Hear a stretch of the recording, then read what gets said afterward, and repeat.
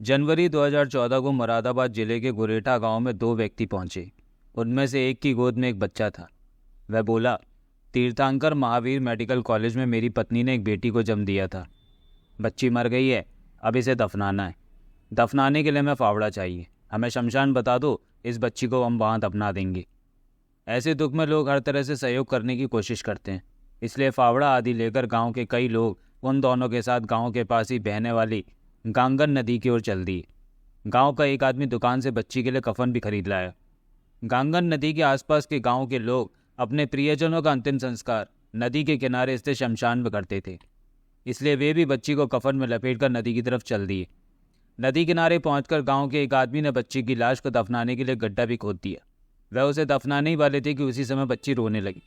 बच्ची के रोने की आवाज़ सुनकर गांव वाले चौंक गए, क्योंकि उस बच्ची को तो उन दोनों लोगों ने मरा हुआ बताया था।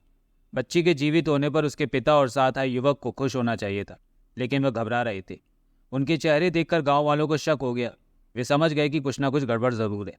लिहाजा उन्होंने उन दोनों को घेर लिया और हकीकत जानने की कोशिश करने लगे, लेकिन वे यही कहते रहे कि डॉक्टर ने बच्ची को मृत बताया था। इसके बाद ही तो वे उसे दफनाने के लिए आए थे। ये बात गांव वालों के गले नहीं उतर रही थी। शोर शराबा सुनकर आसपास खेतों में काम करने वाले लोग भी वहां पहुंच गए। भीड़ बढ़ती देख वे दोनों वहां से भागने का मौका ढूंढने लगे।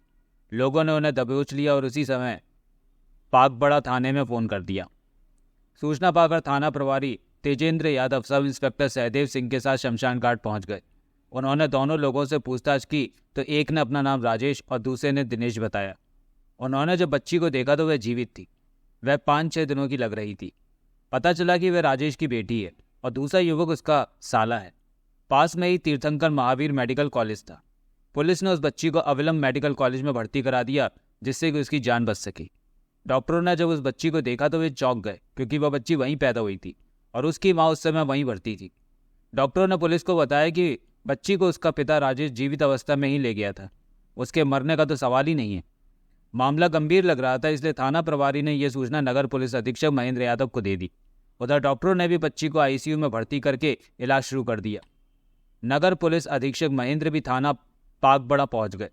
थाना प्रभारी ने उनके सामने राजेश से जब पूछताछ की तो बच्ची को जिंदा दफन करने की एक चौंकाने वाली कहानी सामने आई। राजेश मूल रूप से उत्तर प्रदेश के बरेली शहर के हाफिजगंज का रहने वाला था। वह मोटर मैकेनिक का काम करता था। पिता राम भरोसे को जब लगा कि राजेश अपना घर चलाने लायक हो गया है तो उन्होंने बरेली के ही नवाबगंज में रहने वाले मुक्ता प्रसाद की बेटी सुनीता से उसकी शादी कर दी। शादी हो जाने के बाद राजेश के खर्चे बढ़ गए थे, इसलिए राजेश कहीं दूसरी जगह अपने लिए नौकरी ढूंढने लगा। इसी दौरान उत्तरांचल के रुद्रपुर शहर स्थित एक फैक्ट्री में उसकी नौकरी लग गई।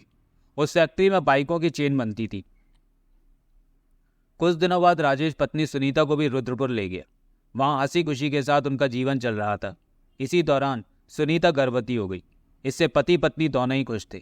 पहली बार मां बनने पर महिला को कितनी खुशी होती है, इस बात को सुनीता महसूस कर रही थी। राजेश भी सुनीता की ठीक से देखभाल कर रहा था।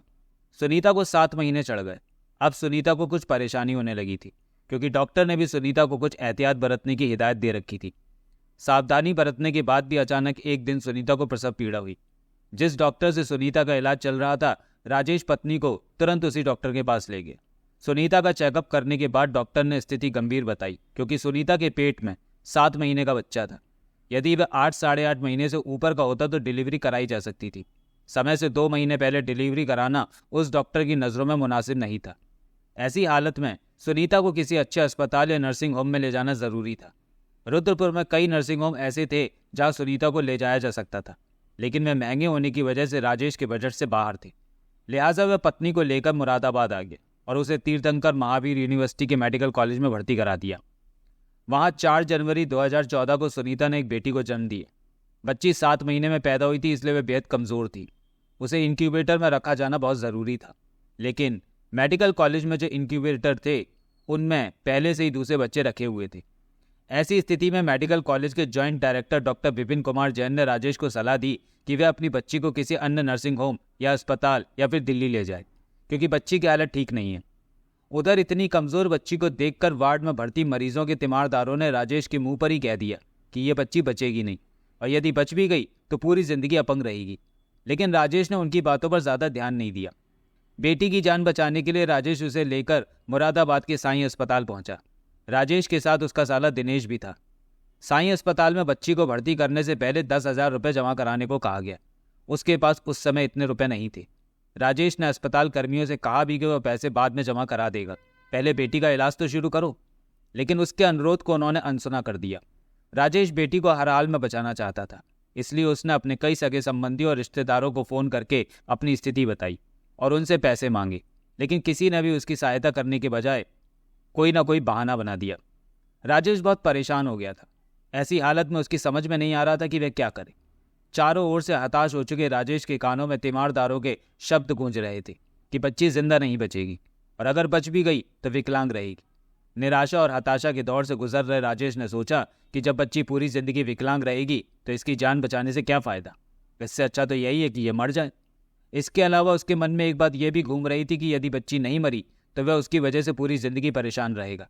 लिहाजा उसने बेटी को खत्म करने की सोची। इस बारे में उसने अपने साले दिनेश से बात की तो उसने भी जीजा की हाँ में हाँ मिलाते हुए 6 दिन की बच्ची को खत्म करने को कहा। दोनों ने बच्ची को मारने का फैसला तो कर लिया, लेकिन अपने हाथों से दोनों में से किसी की भी उसका गला दबाने की हिम्मत नहीं हो रही थी। फिर उन्होंने तय किया कि बच्ची को जिंदा ही गड्ढे में दफना देंगे, और जब सुनीता पूछेगी तो कह देंगे कि बच्ची की मौत हो गई थी और उसे दफना आए हैं और उसे दफना आए हैं और उसे दफना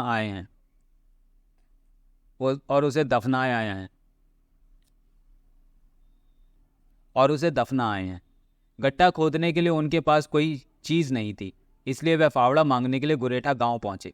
ऐसी हालत में गांव वालों ने उनकी सहायता करना मुनासिब समझा और उनके साथ गांगन नदी के किनारे उस जगह पर पहुंच गए जहां लोगों का अंतिम संस्कार किया जाता था। उसकी नन्ही सी जान की आंखें ठीक से खुली भी नहीं थी। दुनियादारी से तो उसे कोई मतलब भी नहीं था।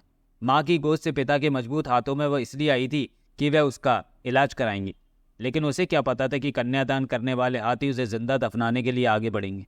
लेकिन जैसे ही उसे गड्ढे में ठंडी रेत पर लिटाया गया, वह हाथ पैर चलाते हुए जोर जोर से रोने लगी, जैसे वह रोते रोते अपने जन्मदाता से पूछ रही हो कि मेरा कसूर क्या है, मुझे मत मारो, एक दिन मैं ही तुम्हारा सहारा बनूंगी और घर में उजियारा फैलाऊंगी।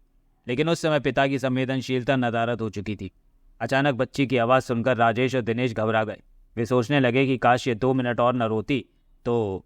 बहरहाल उसकी आवाज़ सुनकर गांव वाले चौंक गए और उन्होंने पुलिस बुला ली। दोनों से पूछताछ के बाद पुलिस ने उन्हें न्यायालय में पेश करके जेल भेज दिया। पुलिस ने उस बच्ची को तीर्थंकर महावीर यूनिवर्सिटी के मेडिकल कॉलेज में भर्ती करवा दिया था। वहाँ उसे इंक्यूबेटर में रख दिया गया था। उसकी हालत में भी सुधार होने लगा था। उधर सुनीता को इस बात का पता नहीं था कि उसने जिस बच्चे को जन्म दिया उसकी हत्या की कोशिश करने वाला उसका पति जेल में है। इलाके के लोगों को जब एक पिता के यमराज बनने की जानकारी हुई तो लोग बच्ची की लंबी उम्र के लिए दुआएं करने लगे। बच्ची के इलाज के लिए कई लोगों ने अस्पताल में पैसे भी जमा कराए, लेकिन 1 सप्ताह बाद ही उस बच्ची ने अस्पताल में दम तोड़ दिया। वैसे यहाँ एक बात बताना ज़रूरी है कि राजेश की नीयत बेटी की हत्या करने की नहीं थी, बल्कि वह तो उसकी सुरक्षा के लिए मेडिकल कॉलेज लाया था, और मेडिकल कॉलेज के डॉक्टर के कहने पर वह बेटी को लेकर कई अस्पतालों में घूमा भी। उसकी मजबूरी ये थी कि इलाज के लिए उसके पास पैसे नहीं थे, और जिन संबंधियों और रिश्तेदारों से उसने मदद की, गुहार लगाई, उन्होंने भी मुंह मोड़ लिया था, जिससे वह निराश और हताश हो चुका था। अस्पताल के वार्ड में मरीजों के तीमारदारों ने बच्ची के बारे में गलत धारणाएं राजेश के मन में भर दी थी। इन्हीं धारणाओं ने उसे यमराज बनने के लिए मजबूर किया। इन्हीं बातों ने उसकी संवेदनशीलता को हर लिया था। कहते हैं कि माँ का दूसरा रूप मामा होता है, लेकिन उस समय दिनेश का दिल भी नहीं पसीजा था। वह भी कंस मामा बन गया था। पिता से यमराज बनने के हालात राजेश के सामने चाहे जो भी हों, लेकिन इसमें वह अकेला वही दोषी नहीं है। इसमें दोष उन लोगों का भी है जिन्होंने उसे इस रास्ते पर जाने के लिए मजबूर किया। वह इतना संवेदनहीन हो गया था कि जीवित बेटी को कब्र में रखते समय उसके हाथ तक नहीं कांपे। बेटियों पर खतरा लगातार बढ़ता ही जा रहा है। बेटे की चाहत में तमाम लोग उन्हें कोख में ही खत्म करा देते हैं। हम भले ही 21वीं सदी में पहुंचने की बात कर रहा हूँ, लेकिन सोच अभी भी वही पुरानी है। तभी तो भ्रूण हत्याओं में कमी नहीं आ रही। इसका उदाहरण यह है कि जहाँ सन 1990 में प्रति 1000 पुरुषों के अनुपात में 906 महिलाएं थीं, सन 2005 में इतने ही पुरुषों के अनुपात में केवल 836 महिलाएं रह गई थीं। बात 2014 की करें तो अब यह आंकड़ा 1000 पुरुषों पर 940 स्त्रियों का है। कह सकते हैं कि लोगों में काफ़ी हद तक जागृति आई है और भ्रूण हत्याओं का ग्राफ गिरा है। ये खुशी की बात है, लेकिन इस मामले को देखकर लगता है कि हमें अभी भी पुरुष की सोच को बदलने की ज़रूरत है।